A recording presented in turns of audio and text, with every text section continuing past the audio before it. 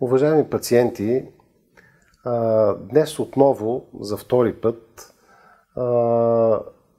сме събрани от Деня за информираност за невроендокринните тумори, който е световно събитие. Защо за информираност? Защото това е едно заболяване, което отскоро има достатъчно познание за него, отскоро има достатъчно работещи лечебни алтернативи, но за да бъдат намерени те, трябва да има достатъчна информираност.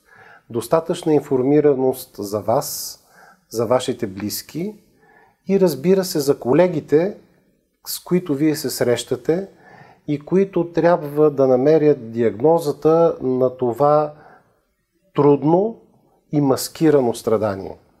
Често пъти той имитира други болести, имитира го не за ден и два, а за години, а когато годините минават, заболяването прогресира и може да бъде открито, когато възможностите за лечение са по-малки.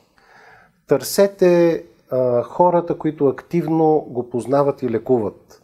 Търсете тези, които ще образуват в България групи или екипи за лечение на този вид заболявания, така както е в нормалните страни.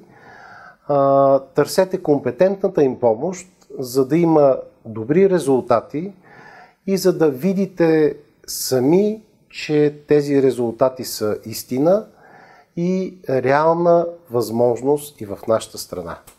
Успех!